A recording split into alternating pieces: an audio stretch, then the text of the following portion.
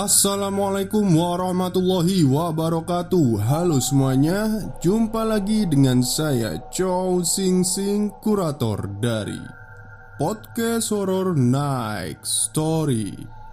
Halo, apa kabar semuanya? Semoga kalian pada sehat semua ya. Dan seperti biasanya pada malam hari ini saya kembali dan akan membawakan sebuah kisah mistis untuk kalian semua. Dan kisah mistis kali ini datang lagi dari Mas Muhammad Al-Farizi, yang dulu pernah mengirimkan sebuah kisah yang berjudul Warisan Kakek. Jadi di cerita kali ini Mas Al-Farizi ini akan menceritakan tentang pengalamannya ketika sudah memiliki mata batin yang diwariskan oleh kakeknya itu. Oke, daripada kita lama-lama ya, mari kita simak ceritanya. Sesuatu, ya lebih baik begitu. Lebih baik aku menyebut warisan kakek sebagai sesuatu. Aku menyadari warisan kakek bukanlah sesuatu yang buruk. Aku sudah berkonsultasi dengan seorang ustadz. Dia bukanlah orang pintar yang mampu menyembuhkan berbagai penyakit yang berasal dari dunia gaib. Dia hanya seorang penceramah dan guru yang senantiasa mengajarkan anak-anak mengaji dan tata cara sholat. Selain itu, dia adalah orang yang rajin membaca dan mendengar. Bahkan dia lulusan universitas yang ada di Arab. Ustadz, aku bingung. Setelah kematian kakekku, diri ini seperti menerima warisannya. Sebelum kematian kakekku, aku tidak mampu berinteraksi atau melihat makhluk gaib. Tapi sekarang aku selalu melihat mereka, ujarku kepadanya sembari meneguk kopi yang baru saja ia hidangkan. Apa kau merasa terganggu menerima warisan itu? Bukankah banyak orang yang ingin belajar ilmu untuk berinteraksi langsung dengan mereka? Jawabnya lalu mengambil kue-kue yang kubawa. Benarlah pertanyaan yang ia lontarkan. Semua kembali lagi kepadaku. Aku merasa takut dan belum mampu mengontrol diri jika secara tiba-tiba melihat keajaiban Tuhan akan makhluk-makhluk itu di antara keramaian. Jawabku seraya membayangkan kejadian yang pernah terjadi waktu aku menunggu hujan di pinggiran toko. Karena saat itu aku melihat sesuatu yang cukup mengerikan, dan itu muncul ketika sore saat aku berteduh dengan 5 orang. Aku tidak memiliki kemampuan atau keahlian untuk menghilangkan yang mungkin saja anugerah untukmu. Yang ku mampu hanya mengatakan agar kamu lebih mendekatkan diri kepada agama Allah. Kamu banyak membaca Al-Quran dan selalu mengingat Allah agar bisa mengontrol rasa takutmu itu, jawab ustadz tersebut. Sejak saat itu dan saat mendengar kata-kata itu, aku berusaha menjadi manusia yang lebih rajin dalam urusan beribadah. Alhamdulillah, aku mampu menguasai diri ketika secara tak terduga melihat makhluk-makhluk dari dunia lain itu. Aku tidak perlu menghindar dari kenyataan. Aku menyadari ini adalah anugerah. Karena warisan kakek, aku mengetahui harus kemana berkunjung jika perut ini ingin sekali makan. Hari itu, aku tak jadi makan dan minum di salah satu rumah makan. Rumah makannya terletak di suatu daerah.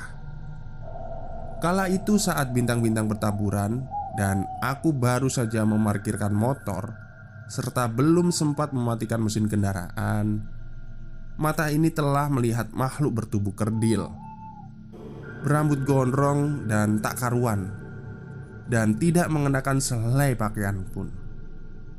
Sosok itu berdiri di atas meja sajian makan. Makhluk itu tidak meneteskan air liur di sana. Namun, tubuhnya hitam dan ada bentol-bentolnya. Ukuran bentolnya itu cukup besar, sebiji kelereng. Aku tetap memarkirkan motor di halaman rumah makan itu, tapi tidak menuju ke dalam sana, apalagi duduk. Aku berjalan ke arah kiri, menuju rumah makan mie ayam dan bakso. Belum sempat aku masuk, ternyata di warung bakso dan mie ayam itu terdapat pula makhluk lain. Makhluk gaib yang ada di warung mie ayam dan bakso itu lebih mengerikan lagi. Kakiku bergetar dan jantungku berdebar-debar. Mata makhluk itu merah pekat. Makhluk itu berbulu hitam dan tebal. Tubuhnya tinggi besar. Letaknya tidak di tempat sajian makan, tapi makhluk itu duduk di samping pintu warung. Aku pun memutar arah menuju tempat makan khas salah satu daerah. Perut ini sangat lapar. Mahku sudah kambuh. Sepanjang perjalanan menuju tempat makan yang jaraknya dari mie ayam itu kira-kira 25 meter, aku membatin, Tuhan memberiku anugerah untuk tidak sembarang makan. Kalau saja aku makan di sana dan kalau saja makhluk-makhluk itu adalah lambang pesugihan sang pemilik warung, entahlah apa yang terjadi. Sayang sekali, hal yang sama pun kutemui ketika baru saja masuk dan duduk di salah satu kursi. Sekilas tidak terlihat apapun ketika aku masuk ke warung itu. Namun saat aku ingin duduk dan tak sengaja memandang penggorengan, ternyata ada sosok pocong berbaju lusuh melayang-layang di depan, di sekitar tempat penggorengan. Mata pocong itu hitam dan pinggirnya merah pekat. Wajahnya putih sekali.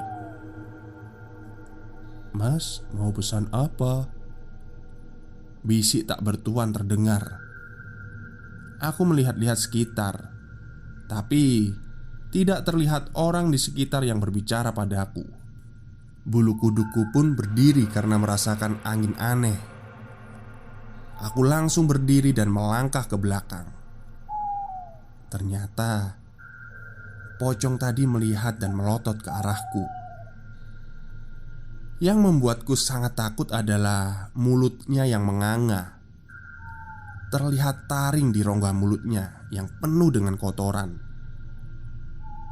"Mas, mau pesan apa?" ujar pemilik warung ketika aku baru saja duduk. Lele 1 bungkus ya," ujarku lalu menuangkan air ke gelas. Namun aku sadar kalau ada yang tak beres di tempat itu. Maka kubiarkan saja gelas itu terisi air. Pocong itu tidak melayang diam di satu tempat. Ternyata dia bebas ke sana kemari. Dan dia menghampiri salah satu meja. Di meja itu ada seorang bapak berusia 40 tahunan. Bapak itu sendirian dan baru saja selesai makan. Pocong itu hanya diam di sebelah bapak itu. Aku tak melihat wajahnya karena bapak itu berada di depanku. Selang beberapa saat, ketika bapak itu keluar dari warung makan, ternyata pocong itu langsung menjilati sisa makanan dan minumannya.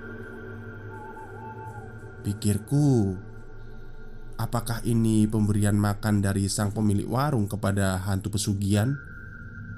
Atau apakah ini hanya kebetulan saja bahwa makhluk gaib ini bukanlah peliharaan atau pesugihan dari warung ini? Batinku. Pocong itu masih menjilat-jilat piring. Makhluk gaib berkain putih itu berhenti setelah pemilik warung melempar lap dan mulai membersihkan meja. Kupikir nantinya pocong itu hilang atau kembali mengikuti sang pemilik ke depan penggorengan. Tapi ternyata tidak. Pocong itu melayang ke depanku lalu berbelok dan berhenti di belakang lelaki yang makan bersama kekasihnya. Nampak jelas wajah pocong itu. Kini dia melayang mengarahku. Matanya yang hitam dan merah fokus memandang sisa makanan yang berada di meja lelaki dan perempuan yang duduk di sebelahku. Dan sungguh, aroma pocong itu sangat tidak enak. Namun aku heran karena mereka berdua, sang kekasih itu yang duduk di samping itu, tidak merasakan bau yang aneh dari pocong itu. Aduh, apakah mereka tidak menghirup sesuatu yang aneh ya? Pikirku saat itu. Padahal pocong itu sangat dekat dengan mereka dibandingkan denganku. "Mas, pesanannya sudah," ujar istri pemilik warung sembari menenteng makanan yang berbungkus plastik hitam. Aku langsung berjalan ke arahnya. Namun, aku tak berani melihat ke arah kanan. Jelas sekali pocong itu melayang. Kakinya tidak menapak ke tanah sama sekali. Hanya kain kafan yang terjuntai dan menyentuh tanah. Aku merunduk melewatinya. Jantungku sejenak berhenti karena bau busuk dan anyir itu. Kalau saja aku tidak berpikir ini tempat ramai, sudah pasti kumuntahkan isi perut ini. Aroma tidak sedap di tempat ini belum berakhir. Saat aku mendekati penjual makanan untuk membayar, tercium aroma seperti sampah. Memang aku tidak melihat belatung ataupun lalat di tempat penggorengan tersebut, ataupun di piring-piring kotornya. Tapi jelas aroma ini sangat tercium oleh hidungku. Apa mungkin aroma dari orang-orang itu tanda busuknya seseorang akan menggunakan pesugihan?